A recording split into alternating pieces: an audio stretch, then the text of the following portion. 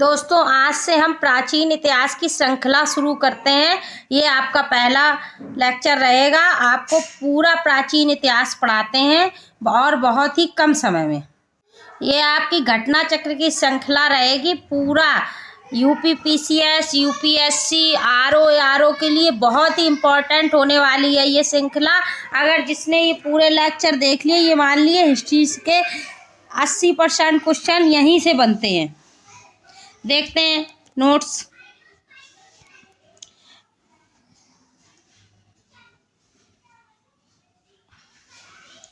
जिस काल का कोई लिखित साक्ष्य नहीं मिलता उसे प्रागैतिहासिक काल कहते हैं। आगे ऐतिहासिक काल में लिपि के साक्ष्य तो हैं, किंतु उनके अपठ्य या दुर्बोध होने के कारण उनसे कोई निष्कर्ष नहीं निकलता। जब से लिखित विवरण मिलते हैं वह ऐतिहासिक काल है। प्राग ऐतिहासिक के अंतर्गत पाषाण कालीन सभ्यता तथा आग इतिहास के अंतर्गत सिंधु घाटी सभ्यता एवं ताम्र पाषाण कालीन सभ्यता आहार जोरवे आदि आती हैं। जबकि 6ठी शताब्दी ईसा पूर्व के आसपास से ऐतिहासिक काल का आरंभ होता है। सर्वप्रथम 1863 में भारत में पाषाण कालीन सभ्यता का अनुसंधान प्रारंभ हुआ। पाषाण निर्मित उपकरणों की अधिकता के कारण संपूर्ण पाषाण युगीन संस्कृति को 3 मुख्य चरणों में विभाजित किया गया। ये है पुरापाषाण काल, मध्य पाषाण काल, नवपाषाण काल। उपकरणों की भिन्नता के आधार पर पुरापाषाण काल को भी 3 कालों में विभाजित किया जाता है। पुरापाषाण काल क्रोड उपकरण, हस्त कुठार, खंडक एवं विदारणी। मध्य पुरापाषाण काल फलक उपकरण, उच्च पुरापाषाण काल तक्षणी एवं खुरचनी उपकरण। सर्वप्रथम पंजाब की सोहन नदी घाटी, पाकिस्तान से चापर, चाबिंग, पैबुल संस्कृति के उपकरण प्राप्त हुए। सर्वप्रथम तमिलनाडु के चेन्नई के समीप बदम दुरे तथा अतिरमपक्कम से हैंड एक्स संस्कृति के उपकरण प्राप्त किए गए। इस संस्कृति के अन्य उपकरण क्लीवर, स्क्रैपर आदि हैं। भारतीय भूवैज्ञानिक सर्वेक्षण के वैज्ञानिक रॉबर्ट ब्रूस फ्रूट ब्रिटिश भूवैज्ञानिक और पुरातात्विक थे। 1863 में रॉबर्ट ब्रूसफुट ने तमिलनाडु के चेन्नई के पास पल्लवरम नामक स्थान से पहला हैंडएक्स प्राप्त किया। उनके मित्र विलियम किंग ने अतिरमपक्कम से पूर्ण पाषाण कालीन के उपकरण खोज निकाले। वर्ष 1935 में डी टेरा के नेतृत्व में येल कैम्ब्रिज अभियान दल ने सोहन घाटी में सबसे महत्वपूर्ण अनुसंधान किए। बेलन नदी घाटी में इलाहाबाद विश्वविद्यालय के जी.आर. शर्मा के निर्देशन में अनुसंधान किया गया। पूर्व पुरापाषाण काल से संबंधित यहाँ 44 पुरास्थल प्राप्त हुए। उपकरणों के अतिरिक्त बेलन के लोहंदा नाला क्षेत्र के इस काल की अस्थि निर्मित मातृ देवी की एक प्रतिमा मिली है, जो संप्रति कौशाम्बी संग्रहालय में सुरक्षित है। फलकों की अधिकता के कारण मध्य पुरापाषाण काल को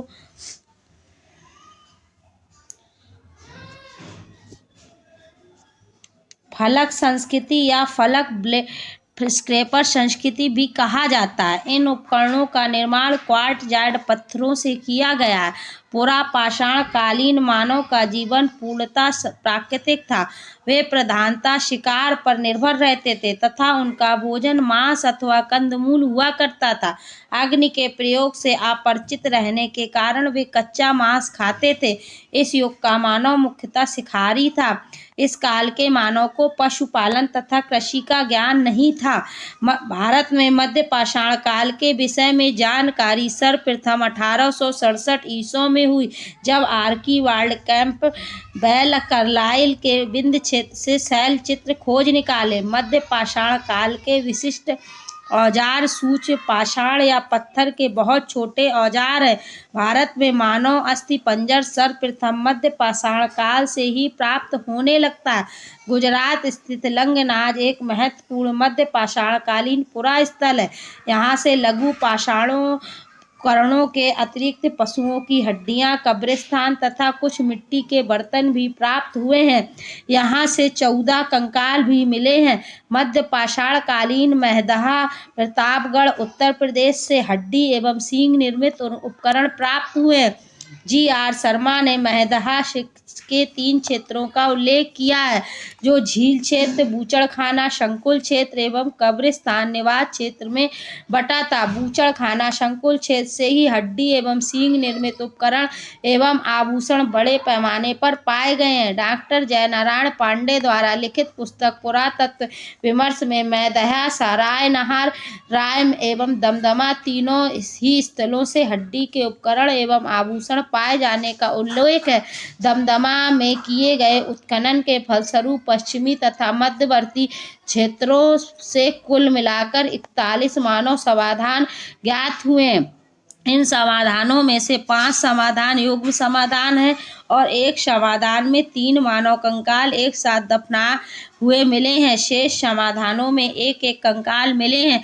इस प्रकार कुल 48 मानव कंकाल प्राप्त हुए हैं। सराय नहार से ऐसी समाधि मिली है जिनसे में 4 मानव शव एक साथ दफनाए गए थे।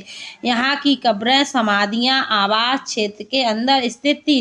कब्रें छिछली एवं अंडाकार थी। विद्य क्षेत्र के लेखैया के शैलशिला संख्या 1 से मध्य पाषाणिक, लघु पाषाणिक उपकरणों के अतिरिक्त 17 मानव कंकाल प्राप्त हुए, जिनमें से कुछ सुरक्षित हालत में हैं तथा अधिकांश क्षत विक्षत अवस्था में हैं। अमेरिका के ओरेगॉन विश्वविद्यालय के जॉन आर. लुकास के अनुसार लेखैया में कुल 27 मानव कंकालों की अस्थियां मिली हैं। पशुपालन का प्रारंभ मध्य पाषाण काल में हुआ। पशुपालन के साक्ष्य भारत में आदमगढ़, नर्मदापुरम मध्य प्रदेश तथा बागौर, भीलवाड़ा राजस्थान से प्राप्त हुए हैं। मध्य पाषाण काल के मानव शिकार करके, मछली पकड़कर, खाद्य वस्तुओं का संग्रह कर पेट भरते थे। मध्य प्रदेश के रायसेन जिले में स्थित भीमबेटका प्रागैतिहासिक शैल चित्रकला का श्रेष्ठ उदाहरण है। अब तक 700 से अधिक शिलाश्रय प्राप्त हुए हैं, जिसमें से 500 में चित्रकारी प्राप्त हुई है। इनमें से यूनेस्को ने 243 को क्रमांक प्रदान किया। यूनेस्को ने भीमबेटका शैल चित्रों को विश्व विरासत सूची में सम्मिलित किया है। सर्वप्रथम खाद्यान्नों का उत्पादन पाषाण काल में प्रारंभ हुआ। इसी काल में गेहूं की कृषि प्रारंभ हुई। नवीनतम खोजों के आधार पर भारतीय उपमहाद्वीप में कृषि साक्ष्य वाला स्थल उत्तर प्रदेश के संत कबीर नगर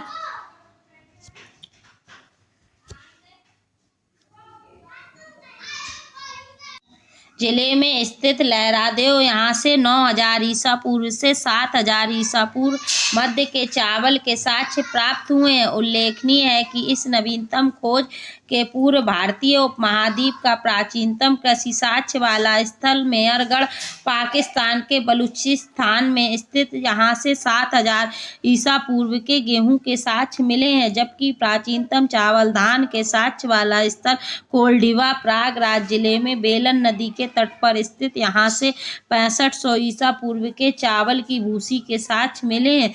माना जाता था कि चीन की यांगत्जी नदी घाटी क्षेत्र में लगभग 7000 ईसा पूर्व चावल उगाया गया। मक्का लगभग 6000 ईसा पूर्व का प्रथम साक्ष्य मैक्सिको से पाया गया। मेहरगढ़ से पाषाणकालीन संस्कृति से लेकर हड़प्पा सभ्यता तक के सांस्कृतिक अवशेष प्राप्त हुए। मानव कंकाल के साथ कुत्ते का कंकाल बुर्ज होम जम्मू कश्मीर से प्राप्त हुआ। गर्तावास के साक्ष्य भी यहीं से प्राप्त हुए। इस पुरास्थल की खोज वर्ष 1935 में डी टेरा एवं पीटरसन ने की थी। गुफ कराल जम्मू एवं कश्मीर में स्थित नवपाषाणिक स्थल है। गुफ कराल का अर्थ होता है कुलाल अर्थात कुम्हार की गुहा। यहाँ के लोग कृषि एवं पशुपालन का कार्य करते थे। चिरांद बिहार के सारण जिले में स्थित है। यहाँ से नवपाषाणिक अवशेष प्राप्त हुए हैं। यहीं से हड्डी के अनेक उपकरण प्राप्त हुए हैं। यहाँ से प्राप्त उपकरण हिरण के सींगों से निर्मित है। नवपाषाण युगीन दक्षिण भारत में मृतकों को दफनाने के स्थल के रूप में बृहत पाषाण स्मारकों की पहचान की गई। नवपाषाण काल से संबंधित राख के टीले कर्नाटक में बेल्लारी जनपद में स्थित संगनकल्लू नामक स्थान से प्राप्त हुए। पिकलीहल, उतनूर आदि स्थलों से भी राख के टीले मिले हैं। ये राख के टीले नवपाषाण युगीन पशुपालक समुदायों के मौसमी शिविरों के जिले अवशेष हैं। आग का उपयोग नवपाषाण काल की महत्वपूर्ण उपलब्धि थी। धातुओं में सबसे पहले तांबे का प्रयोग किया गया था। इस चरण में सबसे पहले पत्थर एवं तांबे के उपकरणों का साथ साथ प्रयोग जारी रहा। इसी कारण इसे ताम्र पाषाणिक संस्कृति कैल्कोलिथिक कल्चर कहा जाता है। ताम्र पाषाणिक का अर्थ है पत्थर एवं तांबे के संयुक्त प्रयोग की अवस्था। भारत में ताम्र पाषाण युग की बस्तियां दक्षिण पूर्वी राजस्थान, पश्चिमी मध्य प्रदेश, पश्चिमी महाराष्ट्र, दक्षिण पूर्वी भारत में पाई गई हैं। दक्षिण पूर्वी राजस्थान में अनेक पुरास्थल की खुदाई हुई। ये हैं अहाड़, बालाथल, बागौर, औजियाना एवं गिलुंद। ये पुरास्थल बनास घाटी में स्थित है। बनास घाटी में स्थित होने के कारण इसे बनास संस्कृति भी कहते हैं। अहाड़ का प्राचीन नाम ताबवंती अर्थात तावा वाली जगह है। गिलुंद, बालाथल, औजियाना में घरों को चार दीवारी से घेरा गया है। अहाड़ के पास गिलुंद में मिट्टी की इमारत बनी है, किंतु कहीं कहीं पक्की ईंटें भी लगी हैं। गिलुंद में तांबे के टुकड़े मिले हैं। अहाड़ संस्कृति 2100 से 1500 ईसा पूर्व अन्य ताम्र पाषाणिक संस्कृतियों से भिन्न है, क्योंकि जहां दूसरे केंद्रों में लाल व काले लेप के मृदभांड बने, वहीं यहाँ पर इस लेप के ऊपर सफेद रंग से चित्रकारी की गई कृष्ण लोहित मृदभांड परंपरा विशिष्ट रही है। पश्चिमी मध्य प्रदेश में मालवा, कायथा, एरण और नवदा टोली स्थल है। नवदा टोली मध्य प्रदेश का एक महत्वपूर्ण ताम्र पाषाणिक पुरास्थल है, जो खरगोन जिले में स्थित है। इसका उत्खनन HD संकालिया ने कराया था। यहाँ से मिट्टी, बांस एवं फूल के बने चौकोर एवं वृत्ताकार घर मिले हैं। यहाँ से फूल मृदभांड लाल काले रंग के हैं, जिन पर ज्यामितीय आरेख उत्कीर्ण है। कायथा संस्कृति जो हड़प्पा संस्कृति की कनिष्ठ समकालीन है। इसके मृदभांडों में कुछ प्राक हड़प्पीय लक्षण दिखाई देते हैं, साथ ही इन पर हड़प्पाई प्रभाव भी स्पष्ट दिखाई देता है। इस संस्कृति की लगभग 40 बस्तियां मालवा क्षेत्र से प्राप्त हुई हैं, जो अत्यंत छोटी छोटी हैं। मालवा संस्कृति अपनी मृदभांडों की उत्कृष्टता के लिए जानी जाती है। मध्य प्रदेश में कायथा और एरण की तथा पश्चिमी महाराष्ट्र में इमाम गांव की बस्तियां किलाबंद है। पश्चिमी महाराष्ट्र के प्रमुख पुरास्थल अहमदनगर जिले में जोरवे, नेवासा और दैमाबाद, पुणे जिले में चंदौली, सोनगांव, इमाम गांव, प्रकाश, नंदुरबार जिला, नासिक जिला, ये सभी पुरास्थल जोरवे संस्कृति 1400 से 700 ईसा पूर्व के हैं। अब तक ज्ञात लगभग 200 जोरवे स्थलों में प्रभा नदी के तट पर स्थित दैमाबाद सबसे बड़ा है। नेवासा जोरवे संस्कृति स्थल से पटसन का साक्ष्य प्राप्त हुआ है। टोटीदार पात्र परंपरा जोरवे संस्कृति की विशिष्ट परंपरा है। महाराष्ट्र की ताम्र पाषाणकालीन संस्कृति जोरवे संस्कृति के नेवासा, दैमाबाद, चंदौली, इमामगांव आदि पुरास्थलों में मृतकों को उत्तर से दक्षिण दिशा में घरों के फर्श के नीचे दफनाए जाने के साक्ष्य मिले हैं। आरंभे के ताम्र पाषाण अवस्था के इमामगांव स्थल पर चूल्हों सहित बड़े बड़े कच्ची मिट्टी के मकान और 5 कमरों वाला एक मकान मिला है, जिसमें 4 कमरे आयताकार हैं और एक वृत्ताकार। इमाम गांव में 100 से अधिक घर और अनेक कब्रें पाई गई। यह बस्ती किलाबंद है और खाई से घिरी हुई है। यहाँ शिल्पी पंसारी लोग पश्चिम छोर पर रहते थे, जबकि सरदार प्रयाग केंद्र स्थल में रहता था, जो मुख्यतः सामाजिक विभेद का सूचक है। यहाँ से अन्नागार भी मिला है। पूर्वी भारत में गंगा तटवर्ती चिरांद के अलावा पश्चिम बंगाल के पूर्व बर्धमान जिले के पांडुराजर ढिवी और पूर्व मेदिनीपुर जिले में महिषदल उल्लेखनीय ताम्र पाषाणकालीन स्थल हैं। कुछ अन्य पुरास्थल जहां खुदाई हुई वे हैं बिहार में सेनुवार, सोनपुर और ताराडी तथा पूर्वी उत्तर प्रदेश में खेराडी और नरहन। बिहार, महाराष्ट्र और मध्य प्रदेश में रहने वाले लोग टोटी वाले जलपात्र, गोड़ीदार तस्तरिया और गोड़ीदार कटोरे बनाते थे।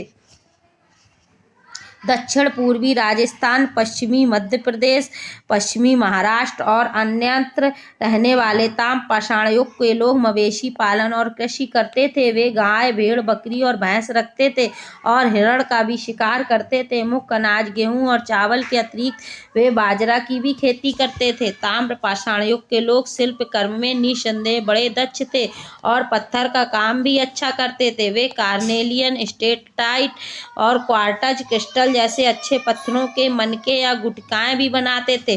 वे लोग कताई और बुनाई जानते थे क्योंकि मालवा में चरखे और तकलियां मिली हैं। महाराष्ट्र में कपास, सन और सेमल की रुई से बने धागे भी मिले हैं। नाम गांव में कुंभकर, धातुकार, हाथी दांत के शिल्पी, चूना बनाने वाले और खिलौने की मिट्टी की मूर्ति, टेराकोटा बनाने वाले कारीगर भी दिखाई देते हैं।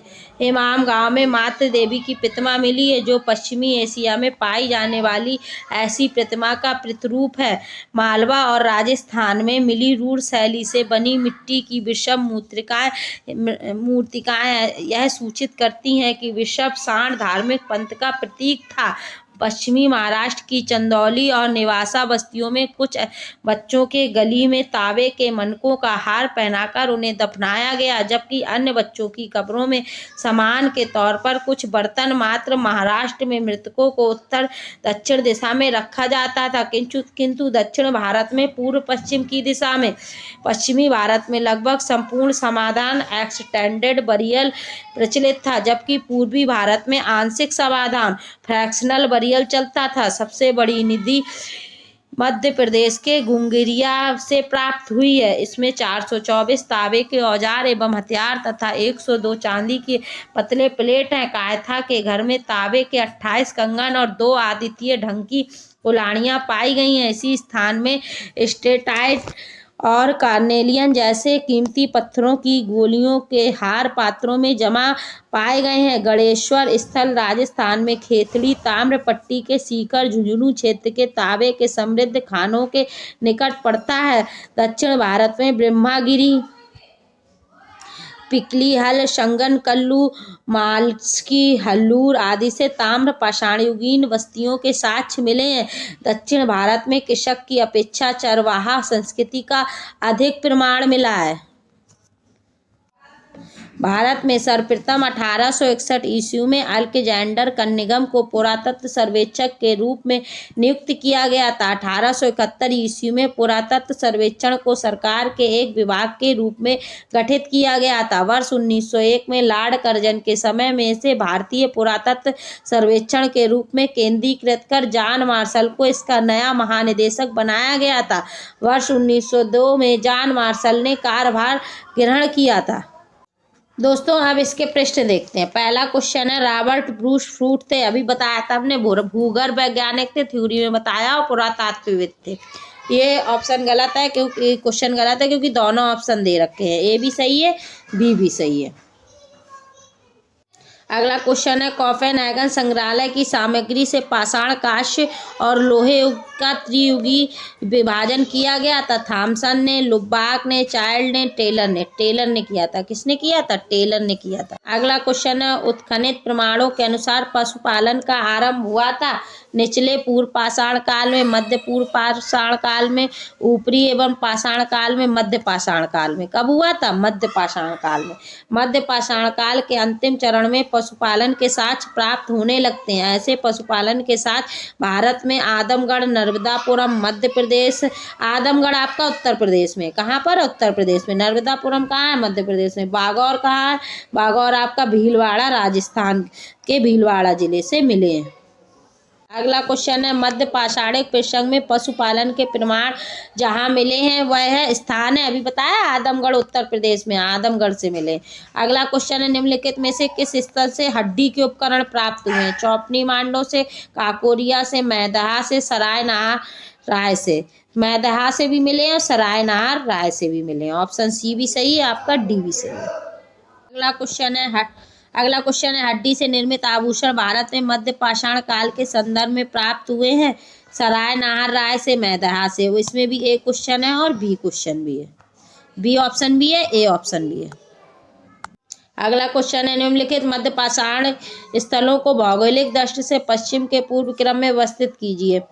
पैसरा, लेखैया, भीरवानपुर, मैदहा।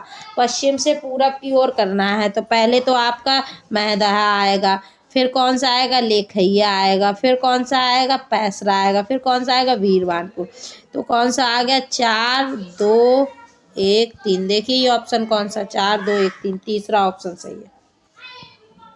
ये आपका एक्सप्लेनेशन देखिए, भौगोलिक दृष्टि से पश्चिम से पूर्व क्रम में मध्य पाषाणिक स्थल है मैदाहा प्रतापगढ़ उत्तर प्रदेश, लेखैया मिर्जापुर उत्तर प्रदेश, पैसरा बिहार में, भीरवानपुर पश्चिम बंगाल में।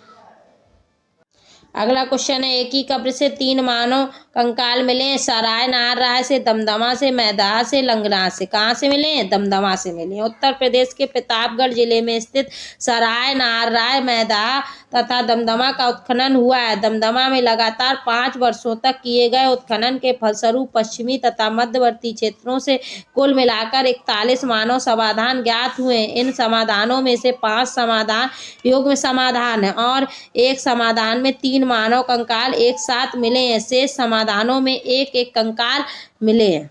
अगला क्वेश्चन है खागन्नों की कृषि सर्वप्रथम प्रारंभ हुई थी नवपाषाण काल में, मध्य पाषाण काल में, पुरापाषाण काल में, प्राग ऐतिहासिक प्रोटो ऐतिहासिक काल में। किसमें हुई थी, नवपाषाण काल में हुई थी। खागन्नों का उत्पादन सर्वप्रथम नवपाषाण काल में हुआ। यही वह समय है जब मनुष्य कृषि कर्म से परिचित हुआ।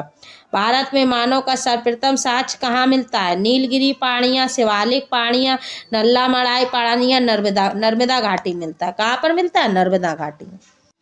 भारत में मानव का सर्वप्रथम साक्ष्य नर्मदा घाटी में अवस्थित हथनौरा शिहोर मध्य प्रदेश नामक पुरास्थल से प्राप्त हुआ है। इसकी खोज पुरातात्विक अरुण सोनकिया द्वारा वर्ष 1982 में की गई थी। अगला क्वेश्चन है प्रथम मानव जीवाश्म भारत की किस नदी घाटी से प्राप्त हुआ है। अभी बताया कहाँ से प्राप्त हुआ है, नर्मदा नदी घाटी से।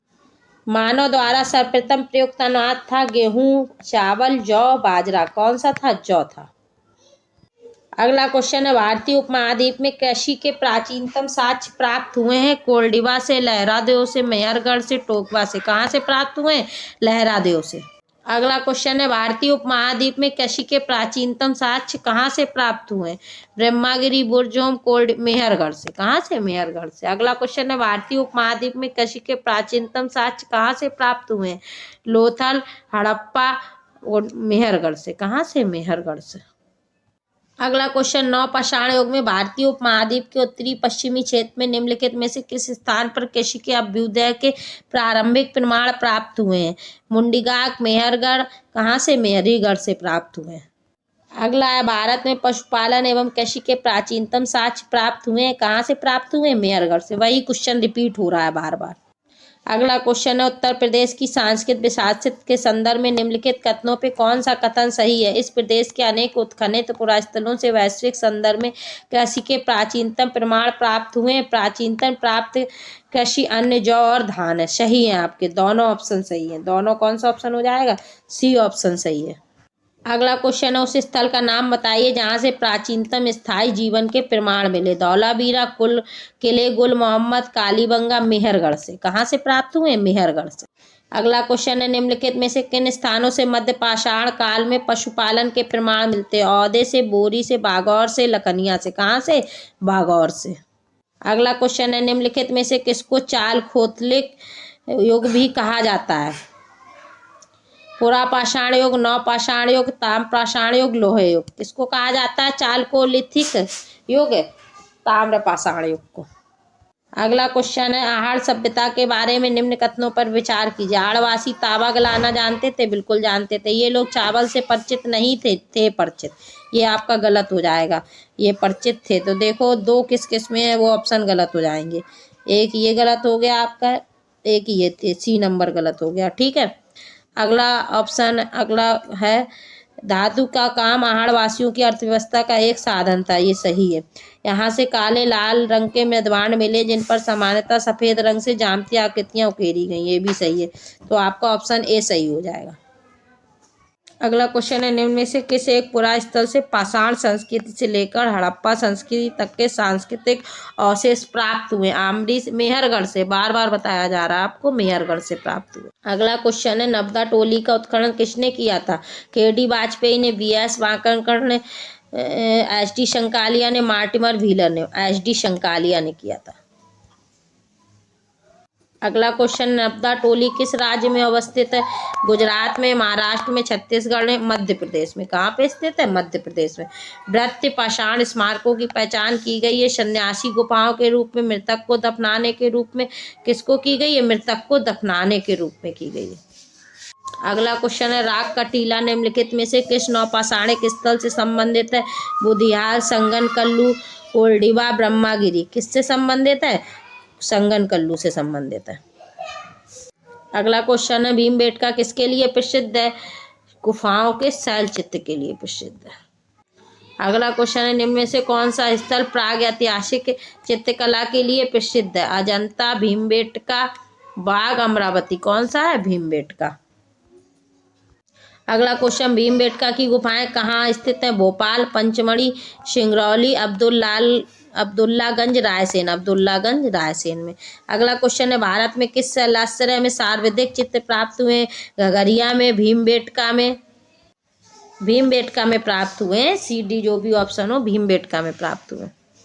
अगला क्वेश्चन, निम्नलिखित में से किस भारतीय पुरातत्ववेत्ता में पहली बार भीमबेटका गुफा को देखा और उसके शैल चित्रों के प्राग ऐतिहासिक महत्व को खोजा? माधव स्वरूप बस, HD. शंकालिया, VS. Wakadkar, VN. Mishra? किसने? वी.एस. वाकड़कर ने। अगला क्वेश्चन है, भीमबेटका को किसने खोजा था? Doctor H D. Sankalia, doctor Shyam Sundar नेवर, डॉक्टर विष्णुधर वाकड़कर? अभी बताया, वाकड़कर जी ने खोजा था। अगला क्वेश्चन है, गौरिक मृदभांड पात्र ओसीपी का नामकरण हुआ था? हस्तिनापुर में, अक्षित्र में, नौहे में, लाल किला में? कहाँ हुआ था? हस्तिनापुर में हुआ था। अगला क्वेश्चन है, ताम्रपाषाण काल में महाराष्ट्र के लोग मृतकों को घर के फर्श के नीचे किस तरह रखकर दफनाते थे? अभी बताया था हमने, उत्तर से दक्षिण की ओर दफनाते थे। और ऑप्शन जो भी हो, किससे दफनाते थे महाराष्ट्र के लोग? उत्तर से दक्षिण। दक्षिण भारत के लोग पूरब से पश्चिम दफनाते थे और ताम्रपाषाण काल में महाराष्ट्र के लोग उत्तर से दक्षिण दफनाते थे। अगला क्वेश्चन है, निम्नलिखित में से किस स्थल से मानव कंकाल के साथ कुत्ते कंकाल को भी समाधान से प्राप्त किया गया? कहाँ से? बुर्ज होम से। अगला क्वेश्चन है, निम्नलिखित में से किस स्थान पर मानव के साथ कुत्ते को? वही क्वेश्चन है, बुर्ज होम आंसर होगा। गर्तावास उसी को बोलते हैं, कुत्ते को दफनाने के साथ में इंसान के साथ बुर्ज होम में प्राप्त हुए। अगला क्वेश्चन है, निम्नलिखित युग्मों पर विचार कीजिए। ऐतिहासिक स्थान, ख्याति का कारण, बुर्ज होम, शैलकित मंदिर? नहीं, ये गलत है। चंद्रकेतुगढ़, टेराकोटा कला? ये हाँ सही है।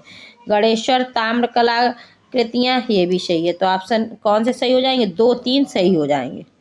देखिए, डी ऑप्शन में दिया गया है, 2, 3 सही है, ये ऑप्शन सही है। अगला क्वेश्चन है, विंध्य क्षेत्र के किस शैलाश्रय से सर्वाधिक मानव कंकाल मिले? मोरहना पहाड़, घंघरिया, बगही खोर, लेखैया? कहाँ से मिले? लेखैया से मिले। अगला क्वेश्चन, नीचे दिए गए कथन दिए गए हैं, एक को अभिकथन, दूसरे को कारण कहा गया है। विंध्य क्षेत्र के पाषाण युगीन लोगों ने नूतन भूतल काल के अंत में गंगा घाटी में प्रव्रजन किया। जलवायु परिवर्तन के कारण इस काल में शुष्कता का चरण था। ए और आर दोनों सही? हाँ, ये दोनों ही सही हैं। ऐसे कथन ज़्यादातर ए ही सही होता है। अगला क्वेश्चन है, भारतीय पुरातत्व सर्वेक्षण निम्नलिखित विभागों मंत्रालयों में से किसका संलग्न कार्यालय है? संस्कृति का, पर्यटन का, विज्ञान और प्रौद्योगिकी का, मानव संसाधन विकास का? किसका है? संस्कृति का है। अगला क्वेश्चन है, भारतीय पुरातत्व का जनक किसे कहा जाता है? अलेक्जेंडर कनिंघम को कहा जाता है। अगला क्वेश्चन है, राष्ट्रीय मानव संग्रहालय कहाँ पर है? भोपाल में है। कहाँ पर है? भोपाल में। अगला क्वेश्चन है, मानव सभ्यता के विकास की कहानी दर्शाने वाला देश का सबसे बड़ा संग्रहालय इंदिरा गांधी मानव संग्रहालय कहाँ पर है? भोपाल पर है। दोस्तों, ये श्रृंखला हमने आपकी चालू की है, ये प्राचीन इतिहास का पाषाण काल, पहला चैप्टर मैंने आज पूरा किया। ऐसे ही क्रम से मैं आपको डेली एक एक श्रृंखला देती रहूँगी। कैसा लगा आपको बताइएगा कमेंट बॉक्स में। मिलते हैं अगले वीडियो में।